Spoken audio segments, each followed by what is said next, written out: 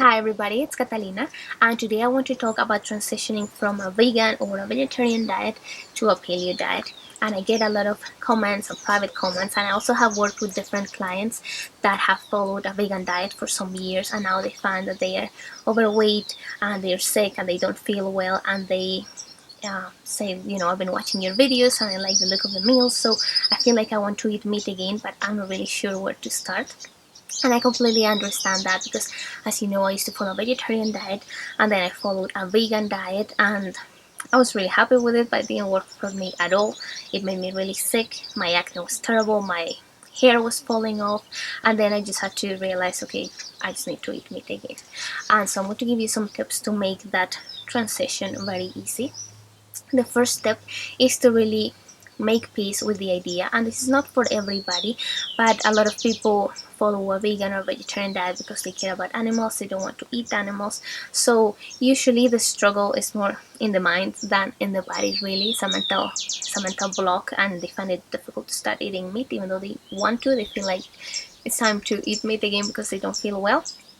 So really it's important to decide why you're eating meat again in the first place, and then just make peace with the idea.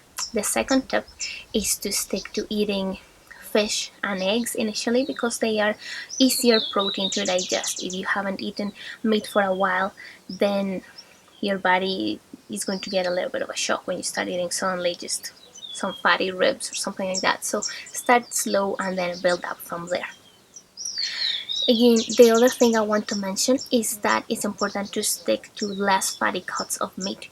If you've been following a meatless diet for a while, it's very likely you are also following a very low fat diet, which means that your gallbladder didn't really need to function, didn't need to release bile to break down fat, and so you haven't used it for a while and it can become sluggish over time.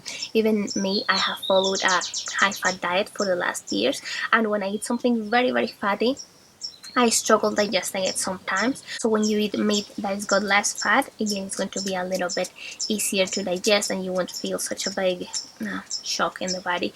If you suddenly start eating something very fatty, then you're going to have a really terrible pain that you feel when you're not used to digesting fat.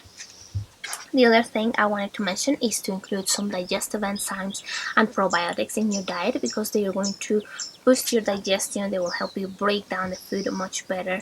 And again, just this is what you need when you start eating meat again. Just make sure that your digestion goes as smoothly as it can be. Also, apple cider vinegar is really useful if you have it before your meal, diluted in a bit of glass of water, or if you have it as a dressing on your salad. What you're doing when you're taking apple cider vinegar is you're giving your stomach a more like a boost of acidity that is going to help you break down the meat a lot easier.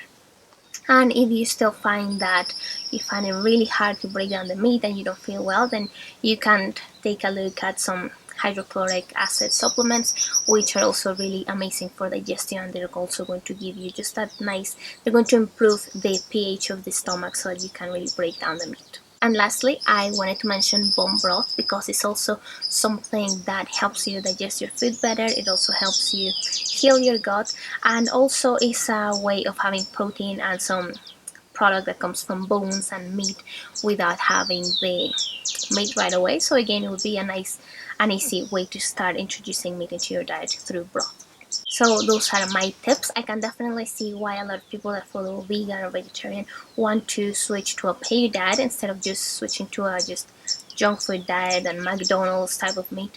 And it's because the paleo diet focuses on sustainable farming, and it's all about high quality meats that comes from animals that have been eating grass, that have been free of stress, and lives that are as closely as to the way they would be if they were on the wild. So these are my tips. I hope you found them helpful. I would love to know if you have any more tips or if you have any experience with this. Please let me know in the comments down below. And thanks for watching. Bye.